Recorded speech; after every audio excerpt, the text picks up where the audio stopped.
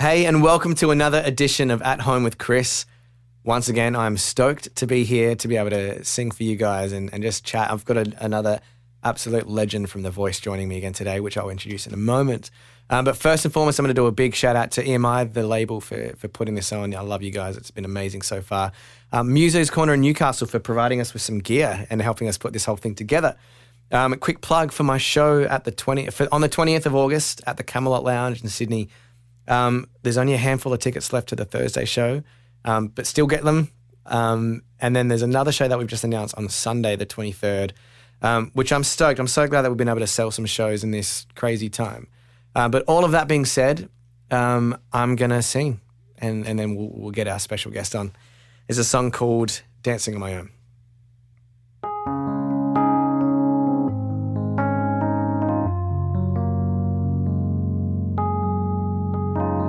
Somebody said you've got a new friend. Does she love you better than I can? There's a big blank sky over my town. I know where you're at, I bet she's around. And yeah, I know it's stupid, but I just gotta see it for myself. And I'm in the corner, watching you kiss her. Oh, I'm right over here, why can't you see me? Oh, I'm giving it my all, but I'm not the guy you're taking home. Whoa, I keep dancing on my own. I keep dancing on my own. Oh, I just wanna dance all night. I'm all messed up, I'm so out of line. Stilettos and broken bottles, I'm spinning around in circles. And I'm in the corner, watching you kiss her. Oh, I'm right over here, why can't you see me? Oh, I'm giving it my all, but I'm not the guy you're taking home. Whoa, and I keep dancing on my own. I keep dancing on my own. I keep dancing on my own.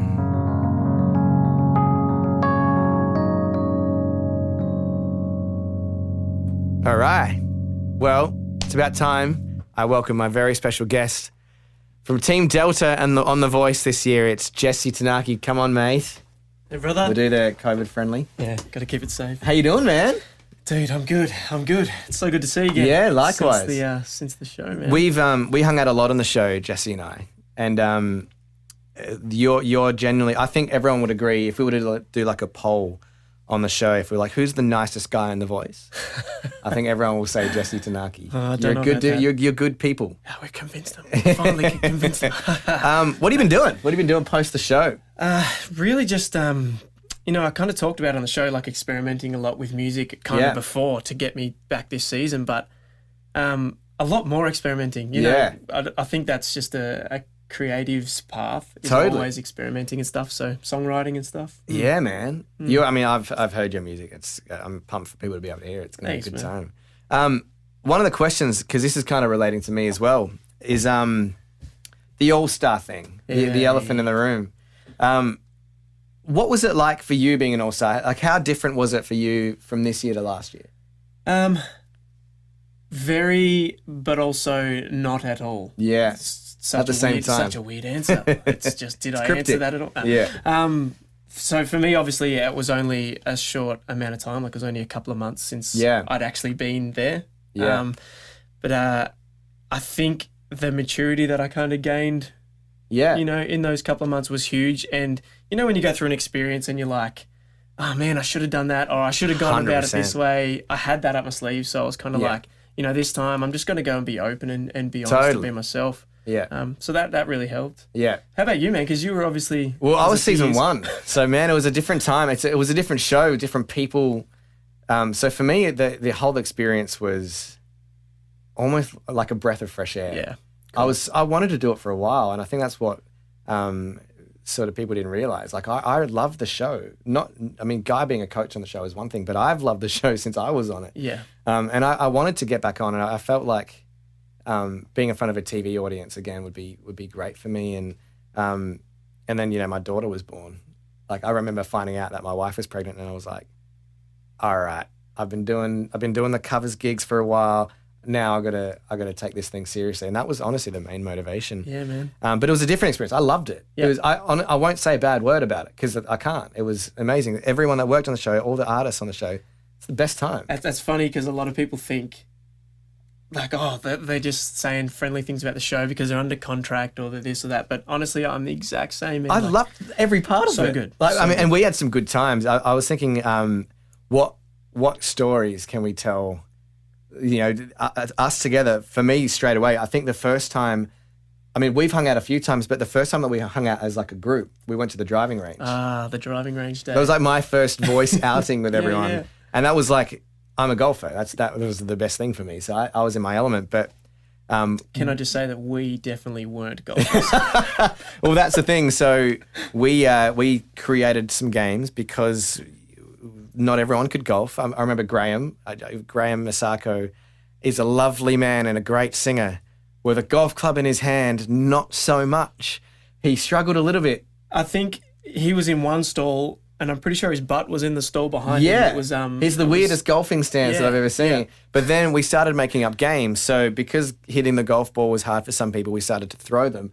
And Alicia, who was on my team, she went to throw the ball, but she had her phone in her pocket.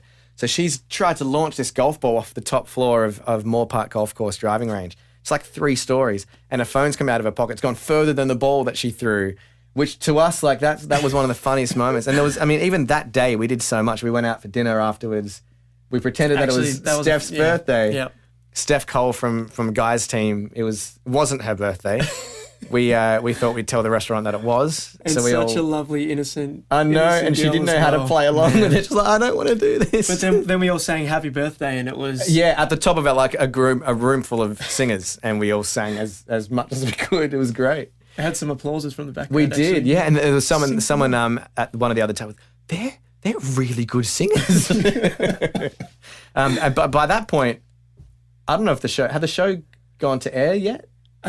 Where were we? I think maybe a couple of. I think maybe our auditions. blind auditions had gone to air. Yeah. It was it's very super fresh. early on.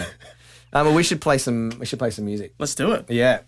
This is me one of some. my favorite songs. I play this basically any chance that I got when we're all sort of hanging out in the artist hold. This is a song that's kind of funny because yes, you did, and Yeah. it's going to be great for everyone to see it. Yeah, Chris finally got to everyone's sing the going to song. make fun of the fact that I'm finally singing that song. I'm just going to do this weird motion with my guitar Yeah, because do it. that's normal. Pandemic. What's another excuse? Give me. All right. Do you want to start it? Sure, Yeah. sure thing. All right.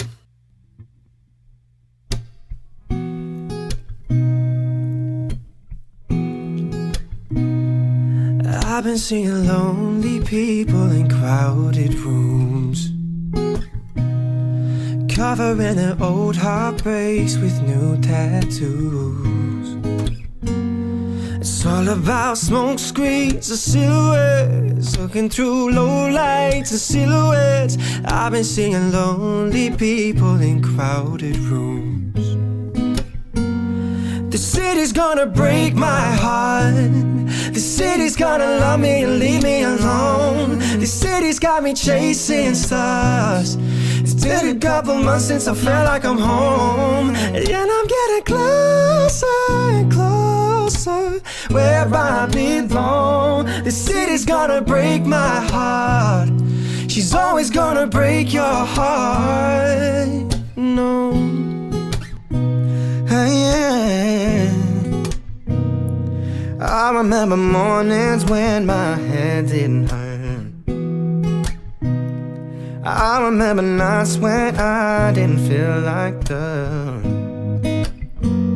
She wakes up at noon and she's out till 3. She leaves her perfume all over me. I remember mornings when my head didn't hurt.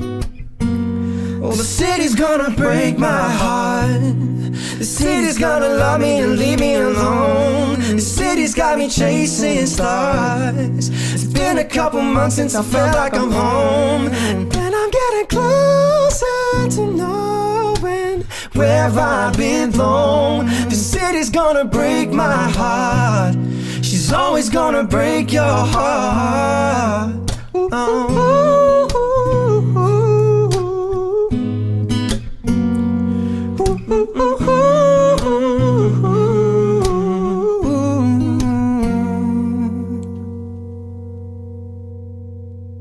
Yeah. All right. That's fun when you're not rehearsing. Yeah. And you're just like getting your friend to come over. Hey, let's play a song live. Speaking of Break My Heart, this is one of my good friends. It's one of her favourite songs, and she's gonna be like, "Hey, you stuffed that word up." Well, speaking of new tattoos, you got some new ink. Oh, I did. The other day. Now this is a very powerful statement. So I'm going to let you tell a bit of a story around it. Oh, thanks, man. Yeah. Well, MLB, for those who follow me, know that it's a pretty big thing, big movement in my life at the moment. It's all to do with when I kind of went through my darkness, my depression, anxiety. Just needed that thing to pick me up and keep me going. Yeah.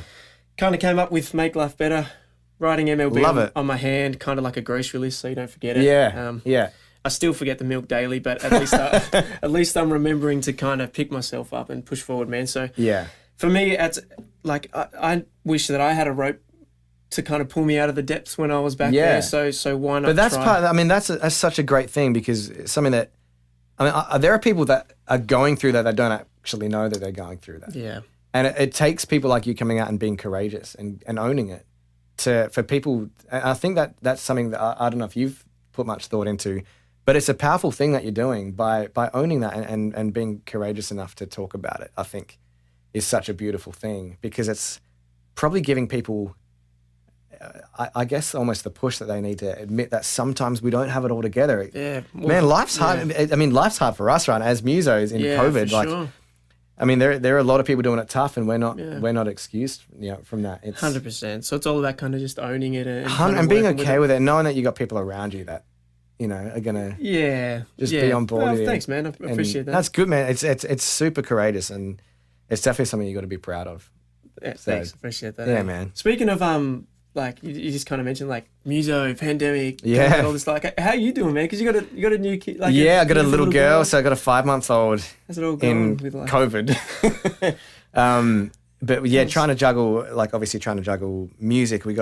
There's no gigs at the moment. We've been lucky enough to do this show at the Camelot Lounge, which we're stoked about. It's incredible. But then there's the recording side of things. So I've been recording every day, and I've been going back and forth between the studio where we're doing this, and then I'm doing part of it at my place, and so there's there's just a lot of work. Yeah, which is great. But I mean, we just got to navigate and just know that there's a bunch of people in the same boat. And well, like it's without saying, and I've kind of told you, but you're like such a beautiful little family you are, man. So thanks, man. I think she's a cutie, this little Ava. She's Are you talking about Ava? Yeah, now okay,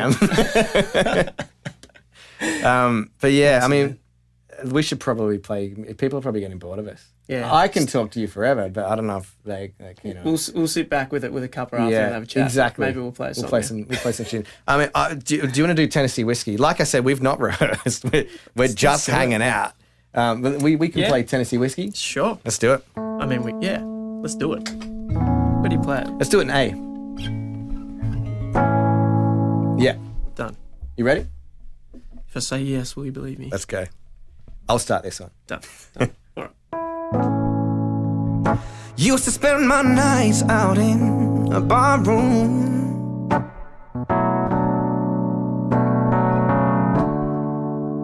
liquor was the only love I've known.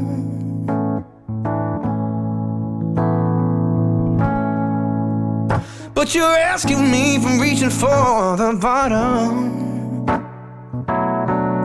and brought me back from being too far gone. You're as smooth as Tennessee whiskey. Baby, you're as sweet as strawberry wine. You're as warm as a glass of brandy. Honey, I will stay stoned on your love all the time.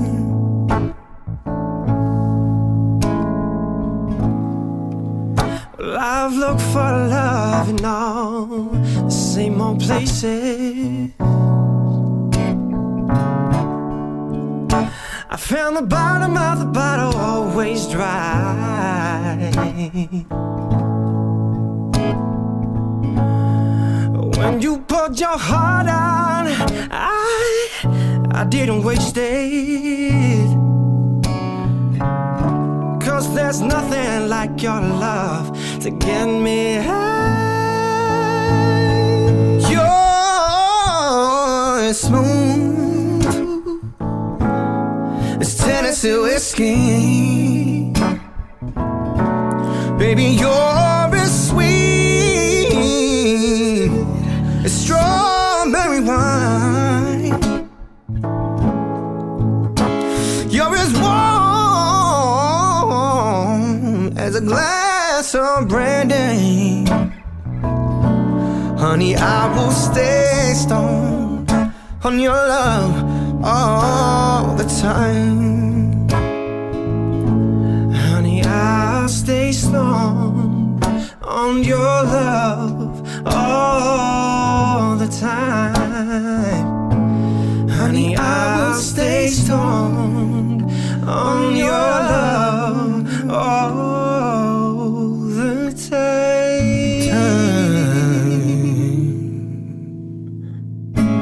Dude. That was fun. I just have to give it to you in your voice, man, because the whole time I'm sitting there, I'm like, oh, I'm not even playing guitar. I'm just listening to this bloke.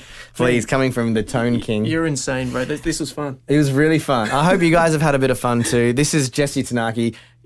All this music is on Spotify. Social media links, we'll include them. Legend. We'll find him and we'll put him somewhere. But he's a very, very good man. One more time, I'm going to plug. I've got a CD available right now. I signed a bunch of copies of them. Just punched my microphone. I signed a bunch of copies of them. They're available at my website right now. So if you want to get the complete collection of all the songs that I did in the show, the Camelot Lounge. We got the 20th of August and the 23rd. I would love to see you there. There's a few tickets left. A bunch of my voice friends are going to be there. I haven't told Jesse yet. He's going to come up and sing a song with me. So well, I've got a ticket, so great. There you go. I'll be there and ready. Thanks for sticking around.